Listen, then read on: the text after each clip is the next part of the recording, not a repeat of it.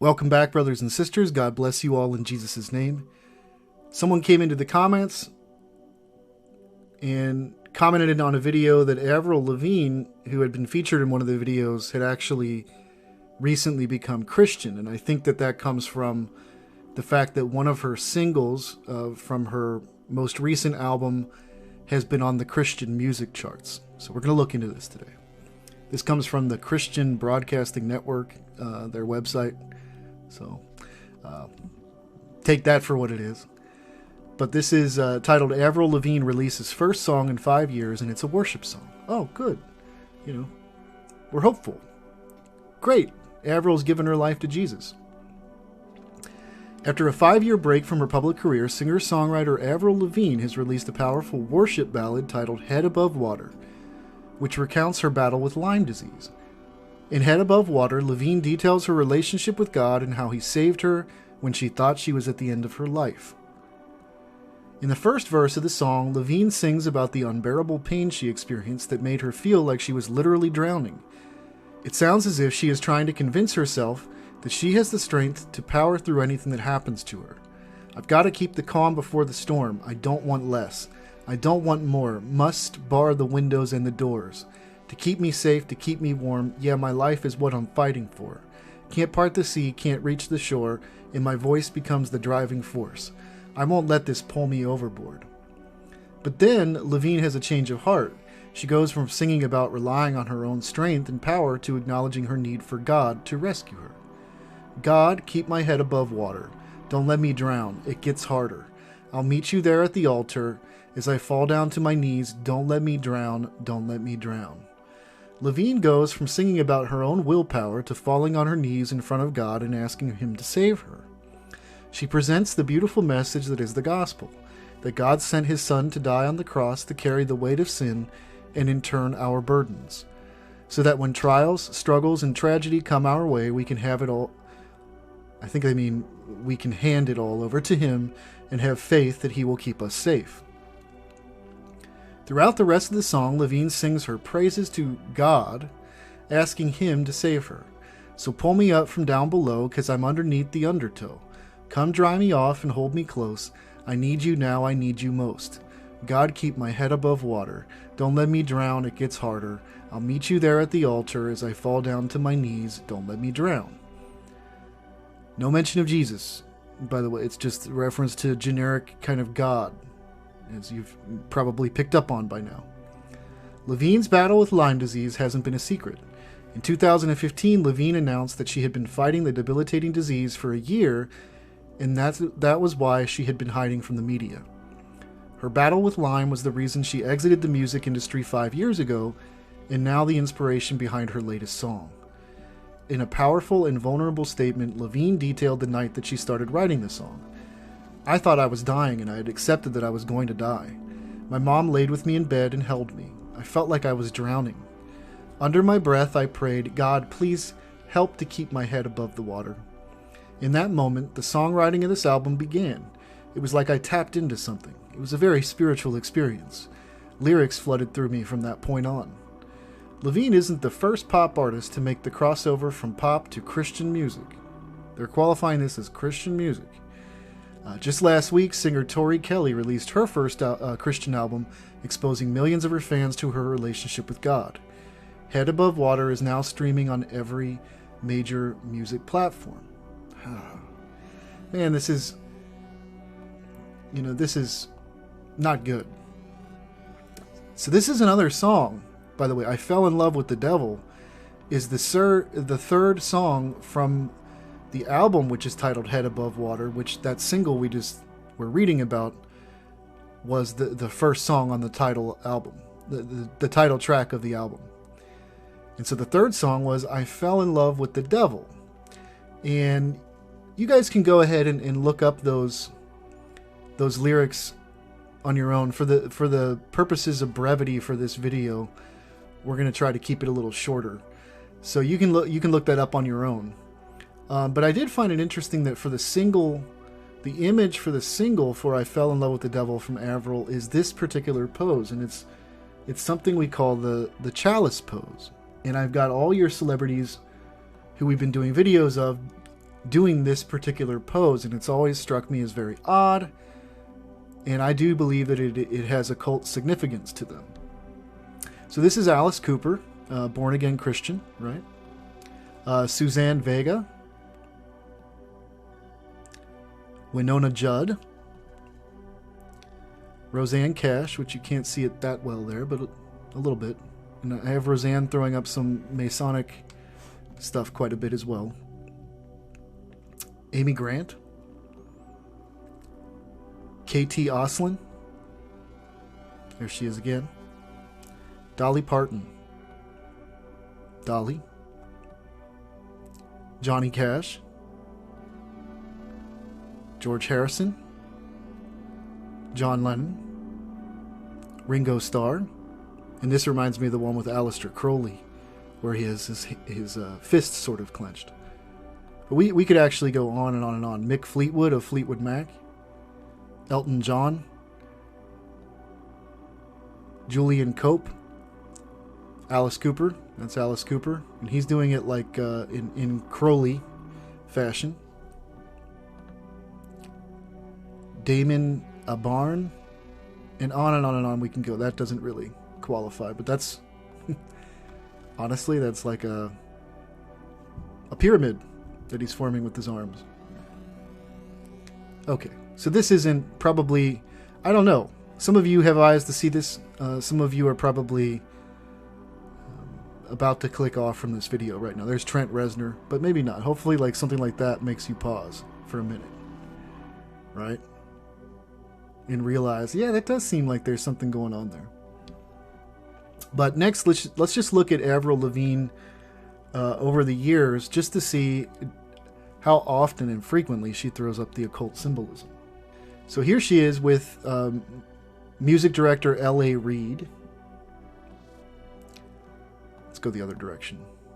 She's covering up her eye with a feather, and I'm sure that has probably occult significance as well. You get the one-eyed symbolism. Devil horns. She did some music for Alice in Wonderland, I believe, which, if you know anything about Project Monarch, they've used Alice in Wonderland and MK Ultra programming a lot. Here she is with Kelly Osbourne. Kelly obviously has the skull and bones on her dress and throwing up the devil horns with the shirt, young, willing, and eager. That's just a little better image of the Alice in Wonderland. Here she is flicking us off with her friend who is throwing up the devil horns. Devil horns from Avril. Not knocking her, but that's Avril without makeup. A little bit. There is a certain element, especially with these pop stars, of sorcery, with how they do themselves up, both men and women, to lure us in. More one-eyed symbolism, and then that's the message. So in these interviews, my question too is, when she's talking about having had this change, and presumably, even though Jesus is never mentioned, has she disavowed all of her previous work and made an explanation for why she so often threw up all these occult symbols? And did she talk about, does she have a testimony right now of how she has come out of the occult and the secret societies and all that? Come on, ladies and gentlemen. Use just a little bit of discernment. Got a little pyramid with the hands. Same photo from that album. The Vow of Silence, Harpocrates. One-eyed symbolism on the cover of Nylon magazine, Thailand. More devil horns. And I do note these things because when they're there, they're there. Like you will notice right here, there is the Masonic checkerboard pattern. More devil horns from Avril. Got the skull and crossbones. More devil horns. You'll also notice for her official logo, you have the 5-pointed pentagram. More devil horns with arms crossed, which would be an allusion to Osiris Risen in the OTO and Freemasonry. And more skull and bones.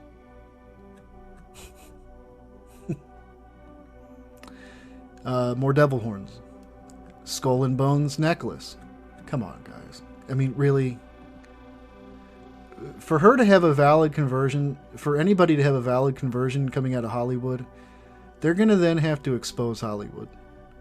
Otherwise, I can't really take them seriously, because, especially not when it's someone who was so deeply and heavily enmeshed in this. More devil horns. Cute, silly wearing devil horns for her concert. More devil horns. More devil horns. She even has her logo, the star, tattooed on her wrist, which is, again, a pentagram. More devil horns.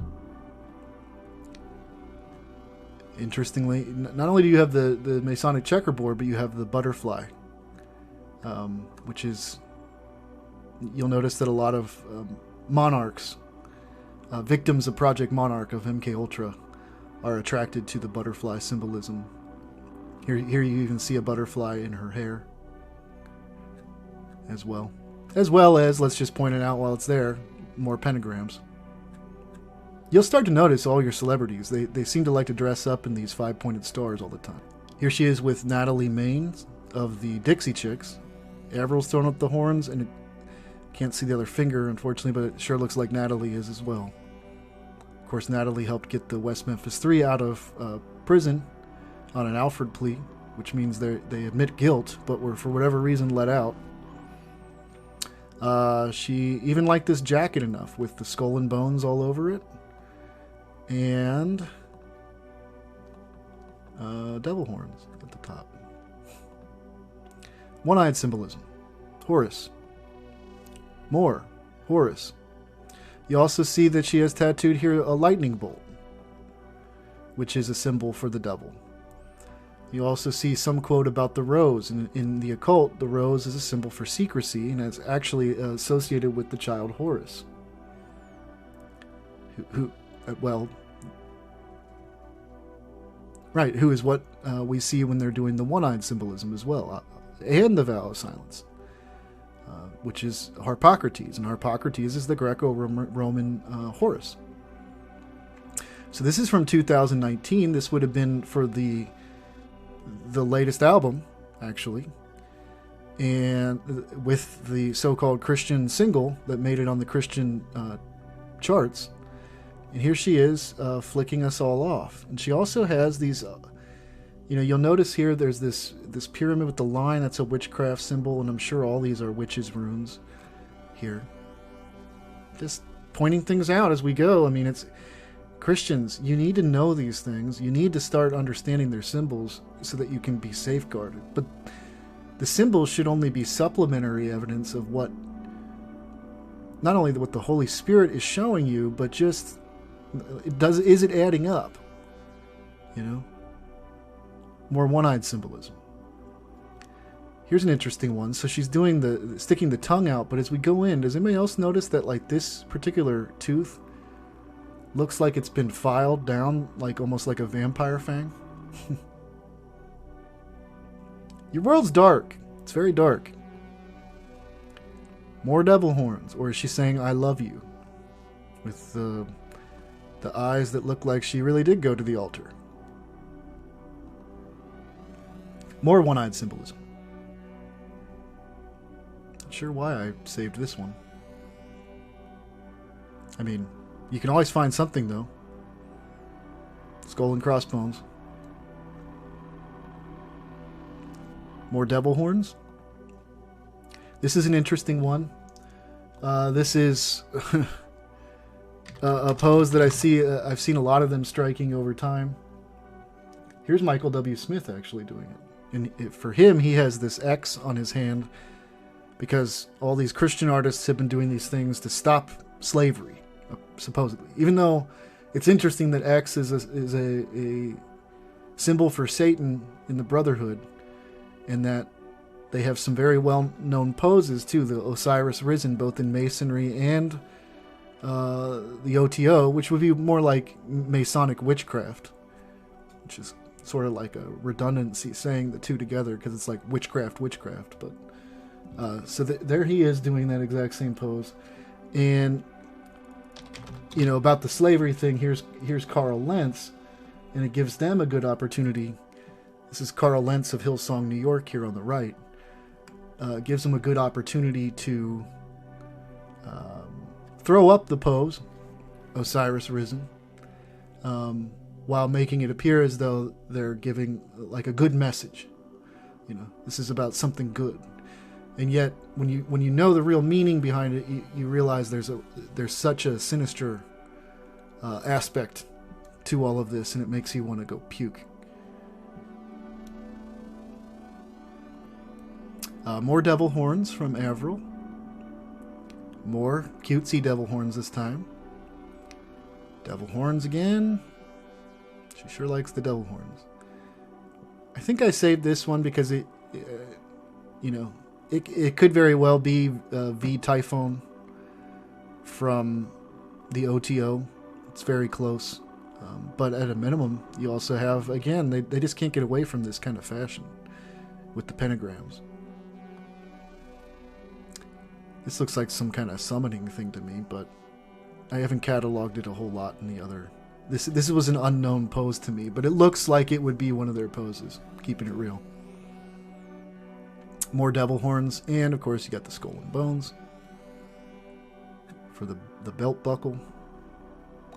Here she is wearing this jacket with the X that we saw Michael W. Smith and Carl Lentz, and when you see them crossing their arms. Hey. One-eyed symbolism. Devil horns. More one-eyed symbolism with the vampire fangs, which is interesting because we saw the filed down tooth. Subtle one-eyed symbolism. More of the cute devil horns. This is how the devil comes, by the way. Cute, unassuming, beautiful. More devil horns at the concert. I mean, Masonic checkerboard guitar strap. Peace. V. Nail. Nail, a nickname for Satan in the Brotherhood. Fivefold salute in Masonry and witchcraft. Masonic checkerboard on her guitar. More pentagrams. Not sure what this is, but you got the cat dressing up as a cat.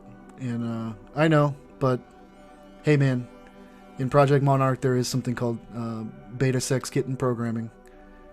And a lot of the people will wear like a lot of leopard print or sort of view themselves as cats. So I'm not going to read too far into that one, but when I see these things, I grab them because lo and behold, usually I find more later.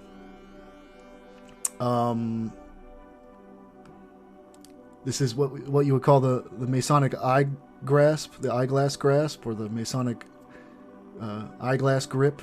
I did a video called The Widow's Eyeglass, and you can also see more about this particular pose in They Speak in Signs. That's another video I did. If anybody wants to take a shot at what these are, these symbols right here that she has tattooed on her arm, I'd be happy to hear. The more we know about their different signs and symbols, the more we can more affirmatively say this person is an occultist. This is a pose that I've cataloged in the Black Hearts Club, the Black Hearts Club video that I did. I believe it's just yet another reference to the nail, and that's because of a photo of Morrissey that I show you, where he has wounds in his hands while he does this. And almost all these celebrities do this exact pose, and sometimes with this V at the end on both hands. So, more V's. Fives, V's. Devil horns again. And more devil horns. So that concludes tonight's broadcast. Hope you guys got something out of this. Pray for Avril Lavigne. Avril, if you ever were to see this, I pray that you give your life to Jesus Christ. that if you do make any other kind of song that might make it on the Christian charts, even, to at least make a mention of Jesus Christ, to specify what you mean by God, right? And to maybe not include it with a song about the devil on the album as well, and to also just please stop throwing up these confusing symbols. Otherwise, going forward, we'll just assume that you're another in a long list of individuals who are meddling, who are wolves in sheep's clothing. So thanks for watching, everybody. Also, Avril, please repent, be baptized, be born again, and place your eyes on the kingdom of God. All right. God bless you all in Jesus' name. Have a wonderful night. If you found this video useful, please click some of the other videos down below from my channel or hit the subscribe button. Thanks again for watching. God bless you all in Jesus' mighty name.